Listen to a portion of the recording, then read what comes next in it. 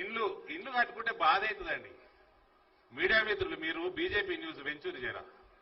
మీరు ఈ మధ్య కాంగ్రెస్ న్యూస్ ఎక్కువ వేస్తున్నారు. కాంగ్రెస్ పెరిగింది లేదు, లొట్టపీసు పెరిగింది లేదు, పీగింది లేదు. దాన్ని మీరు పెంచితే పెరగదు, అది ప్రజలు పెంచాలి. ఎన్నికలైనా డిపాజిట్లు రావు. కేసీఆర్ పైసలు ఇవ్వగానే కాంగ్రెస్ ని పెంచుతుంది. కేసీఆర్ పైసలు ఇచ్చుడు, కాంగ్రెస్ పెంచుడు. ఇవ్వదు. ఆంధ్రప్రదేశ్ లో 7,98,826 కనీసం జగన్మోహన్ రెడ్డి ఛానళ్లు ఉన్నాయి, చంద్రబాబు నాయుడు ఛానళ్లు ఉన్నాయి. ఇవా ఇద్దరు కట్టుకున్నారు. 8 లక్షల ఇల్లు కట్టుకున్నారు ఆంధ్రప్రదేశ్ లో. గృహప్రవేశాలు అయిపోయినాయి. ఇక తమిళనాడులో 5,30,293 గృహప్రవేశాలు అయిపోయినాయి. ఇక వెస్ట్ బెంగాల్ మా మమతాక్క పొద్దున్న లేస్తే మమ్మల్ని చంపుతా ఉంటది, మా కార్యకర్తలను చంపుతా ఉంటది. ఆమె కూడా 3,62,000 ఇల్లు కట్టుకున్నది. ఈయనకి ఏం రోగం వచ్చింది?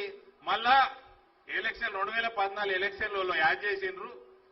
ఆ కాంగ్రెస్ వాడు ఏం కట్టిండు? అగ్గిపెట్టేంత ఇల్లు కట్టిండు, ఇందిరమ్మ ఇల్లు అంటాడు, ఆ రాజీవ్ గృహకల్ప అంటాడు, అగ్గిపెట్టేంత ఉంటాయి. అట్టెట్లయితుంది? డబల్ బెడ్రూమ్ ఇల్లు కట్టాలి, 150 గజాలు ఉండాలి.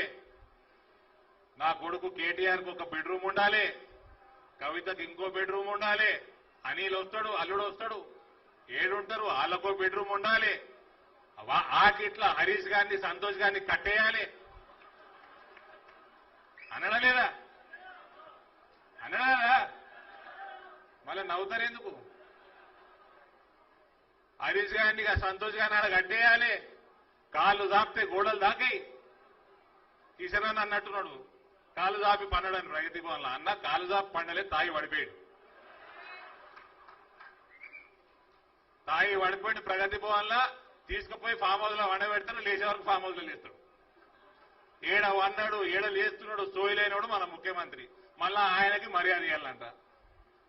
ఇది ఇటువంటి పాలన ఉన్నప్పుడు ఇక బాధ కాక ఏమవుతుంది బ్రదర్?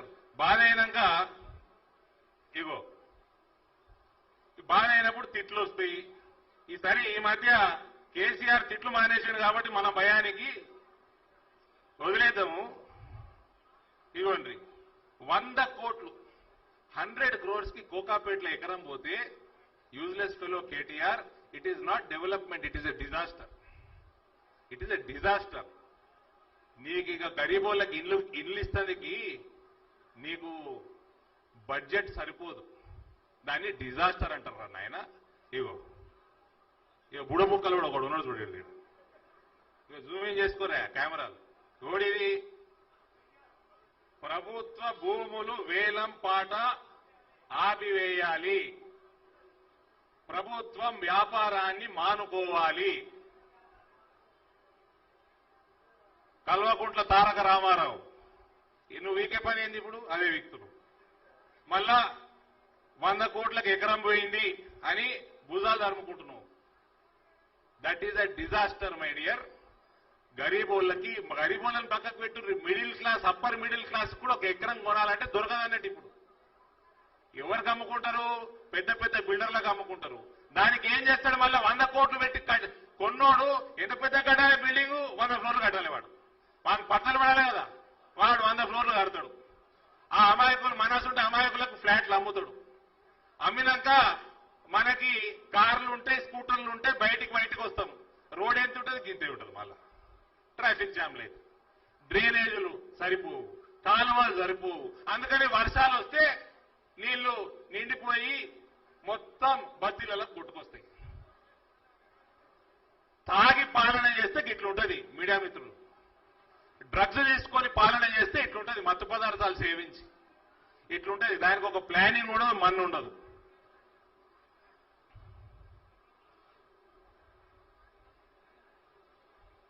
కాబట్టి చాలా మంది మాట్లాడేటోళ్ళు ఉన్నారు. కల్వకుంట్ల కుటుంబానికి ఇంకా 3 నెలల సమయం ఉన్నది. నువ్వు ఎంత ఎవరిని మేనేజ్ చేసుకున్నా ఈసారి నీకు డబుల్ డిజిట్ దక్కేది లేదు. ఎందుకంటే మేము ఊర్లలో తిరుగుతున్నాం. నేను ఊర్లలో తిరుగుతుంటే కేసీఆర్ పేరెత్తితే నేను చాలా మర్యాదగా మాట్లాడుతున్నాను కదా. అమ్మ నా బూతులు తిరుగుతున్నాను. కేసీఆర్, కవిత, కేటీఆర్ అంటే మాట్లాడాలని బూతులు తిరుగుతున్నారు. మీకు ఎక్కడ కూడా మీ ఎమ్మెల్యేలు గెలిచే ప్రసక్తి లేదు. మీకు డబుల్ డిజిట్ వచ్చే సమస్య లేదు. ఈ 3 నెలల్లో ఏమన్నా ఇంత మంచి పేరు తెచ్చుకునే పని చేసుకుంటే ఇంత బాగుపడతావు. కాబట్టి ఎక్కువ సమయం తీసుకోకుండా ఈ అవకాశాన్ని ఇచ్చినందుకు కిషన్ రెడ్డి గారికి మరియు Bharatiya Janata party Telangana office bearers అందరూ కూడా ధన్యవాదాలు తెలియజేస్తూ సెలవు తీసుకుంటా ఉన్నాను. భారత్ మాతాకి